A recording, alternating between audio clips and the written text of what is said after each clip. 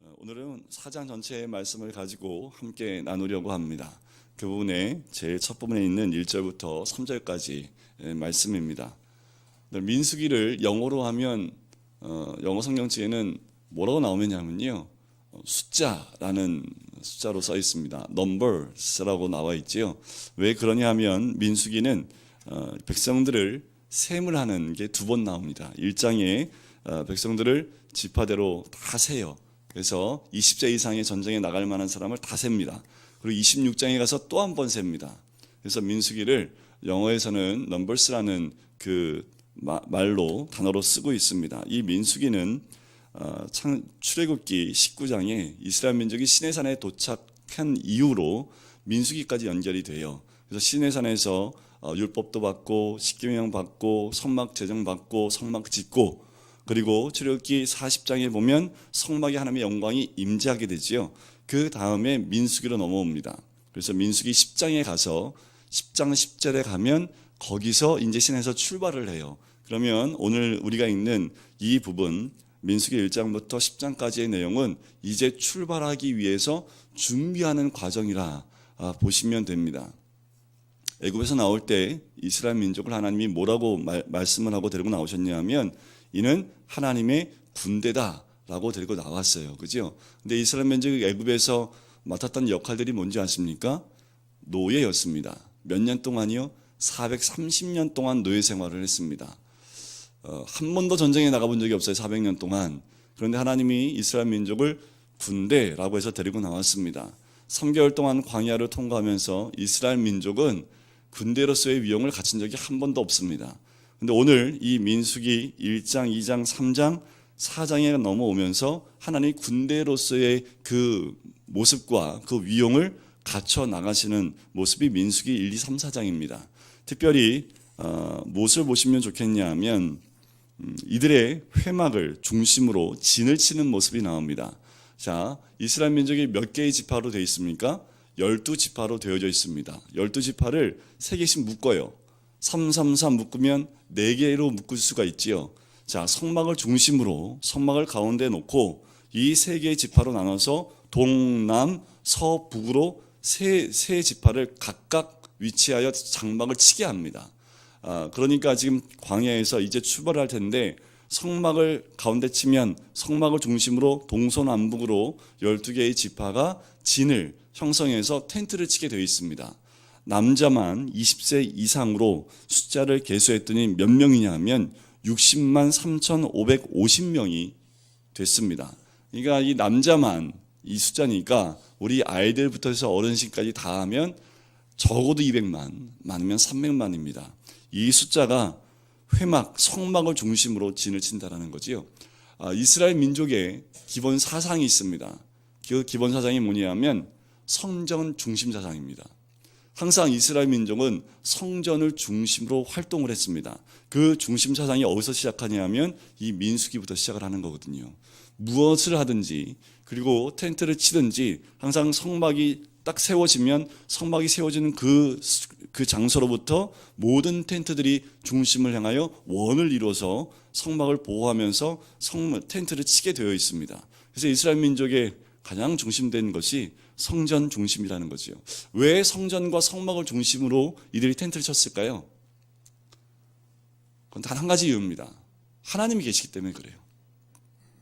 성막은 하나님이, 여러분들 그 그림을 인터넷 뒤져보시면 성막에서부터 이 구름 기둥이 쭉 올라옵니다. 그래서 구름 기둥이요, 이스라엘 민족이 진친 모든 데를 다 덮어요. 그러니까 성막에서부터 이 하나님이 인도하실 구름이 피오르기 때문에 이스라엘 민족이 딱 보면 뭐가 보여요? 구름 기둥이 보이는데 성막에서부터 시작되어지는 구름 기둥을 봅니다. 그럼 항상 뭘 보는 거예요? 하나님이 함께 하시는 것을 이 민족들은 늘 보는 거지요. 그래서 이들의 중심 가운데는 항상 성막, 성전, 그것이 바로 하나님의 중심이다라는 그 기본 고백을 가지고 이들의 텐트를 칩니다. 또 한 가지 우리가 봐야 될 것이 있다면 2장입니다. 우리 2장을 잠깐 보실까요? 2장 2절을 한번 보시면 이제 진을 형성해서 치는데 텐트를 치는 모습이 2절에 나옵니다. 자, 2절 제가 한번 읽어드릴게요. 이스라엘 자손은 각각 자기의 진영의 군기와 자기의 조상의 가문의 기호 곁에 진을 치되 회막을 향하여 사방으로 치라. 어디를 향하여 사방으로 치라고요? 회막을 향하여 사방으로 치랍니다. 자, 이게 굉장히 재밌는 건데 뭐냐 하면 성막이 여기 있습니다. 그죠? 여기를 중심으로 텐트를 이렇게 치게 돼 있어요. 그죠? 자, 우리도 군대에 갔다 오시면 알겠지만 텐트를 치면 가운데 사령부를 두고 보호하여 이렇게 텐트를 치게 됩니다. 그러면 텐트의 문을 어디로 내야 됩니까? 밖으로 내야 돼요? 아니면 사령관 쪽으로 내야 돼요? 군대 갔다 오셨군요. 자, 전쟁에 나가 있는 군사들은 항상 방향을 어디를 둬야 됩니까? 적을 향해서 경계를 서야 되잖아요. 그죠? 지금 여기 광야잖아요. 누가 공격해 올지도 모릅니다. 그러면 텐트를 어디를 향해서 쳐야 됩니까?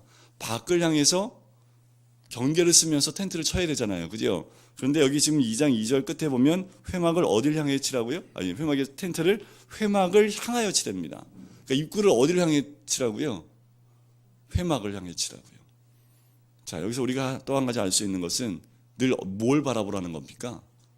하나님을 바라보라는 거지요. 늘 성막을 바라보며 삶을 살라라고 이야기를 하는 겁니다. 우리의 삶의 중심이 어디 있어야 됩니까? 하나님입니다. 우리가 평상시 바라봐야 될 대상이 누굽니까? 하나님이라는 거지요. 오늘 하루 다른 거 다 기억 안 하더라도 요거 하나만 붙잡고 가셔도 됩니다. 오늘 4장 말씀을 제가 나누기 전에 이 말씀을 또 나누는 것은 우리 신앙의 기본은 하나님입니다. 우리의 삶의 방향은 하나님입니다.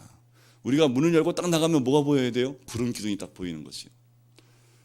왜 또 이렇게 말씀을 왜 이렇게 진을 치라고 하냐면 하나님의 음성이 어디서 들릴까요? 성막에서 들립니다. 그럼 하나님의 명령이 선포되어질 때 모든 백성들이 성문에서 자기 텐트에서 딱 나가자마자 누구를 바라봐요? 성막을 바라보고 하나님의 구름 기둥을 바라보면서 하나님의 음성을 들을 수 있도록 모든 몸의 방향이 하나님께로 향해 있어야 된다라는 거지요.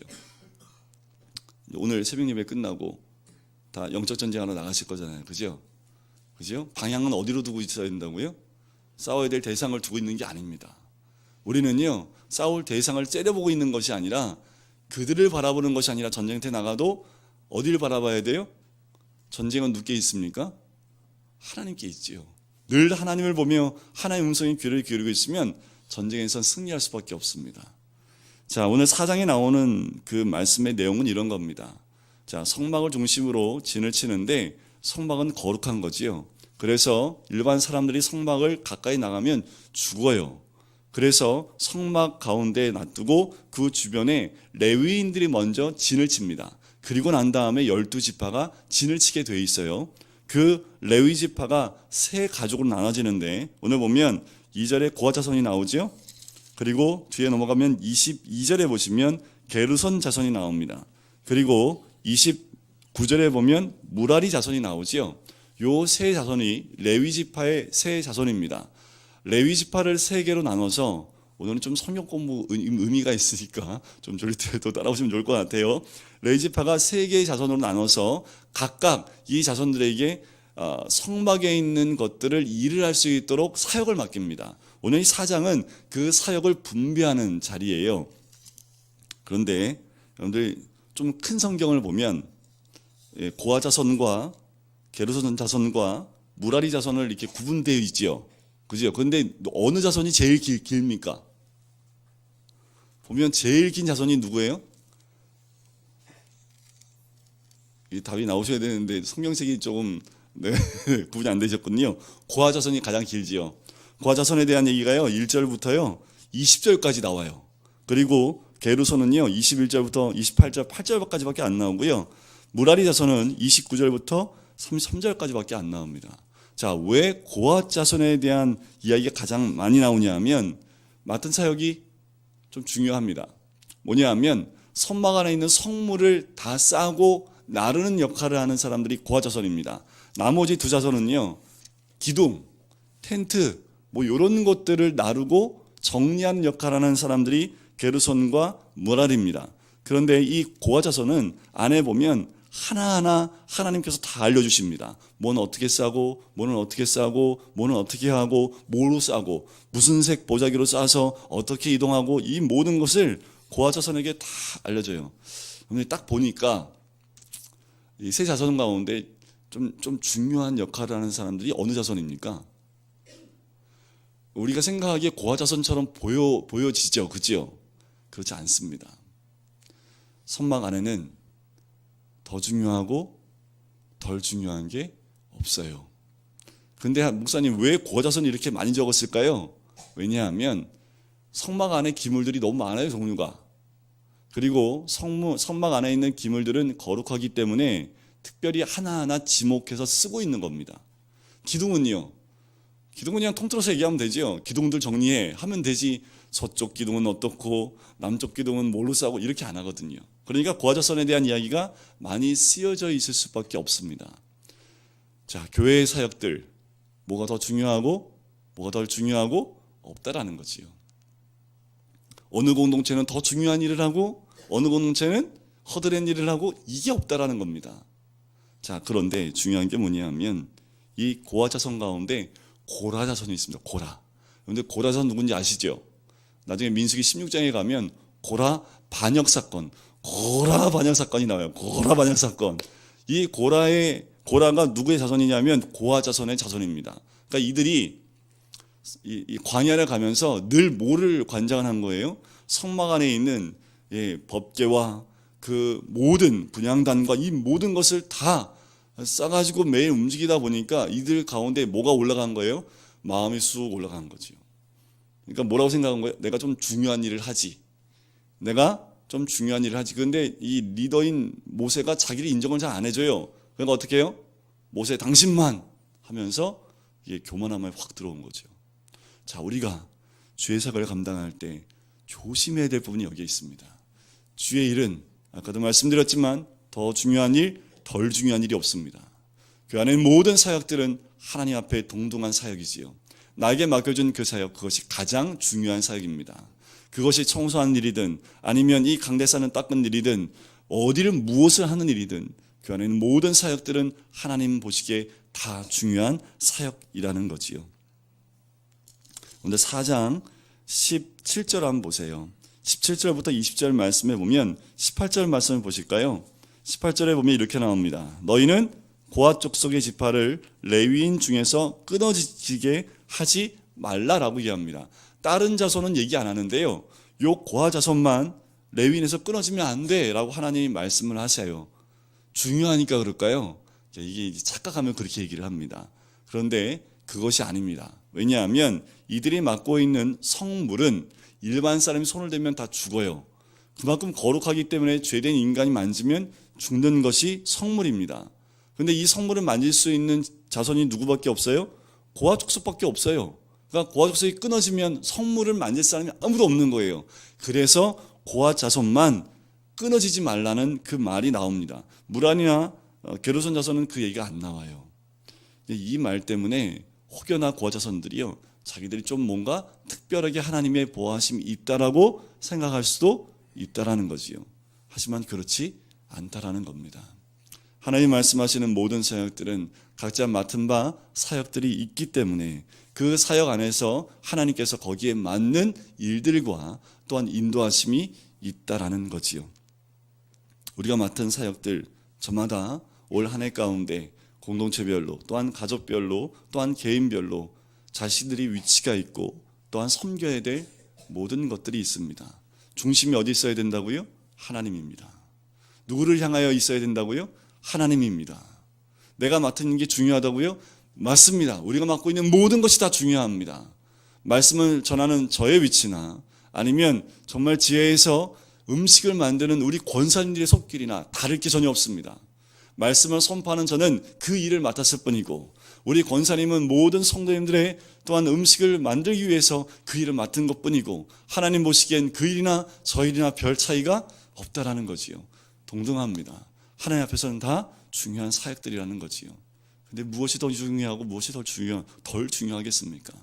우리는 주님 안에서 주를 향하여 우리에게 맡겨진 사역들을 다 감당하는 것, 그것이 가장 중요하고 더 나아가서 교만하지 않고 주의 말씀 앞에서 맡겨진 사역들을 최선을 다할 때 성막의 그 일들을 감당해 나갈 수 있고요. 이스라엘 민족이 하나님 백성으로 하나님 백성의 사역들을 감당해 나갈 수 있다라는 거지요.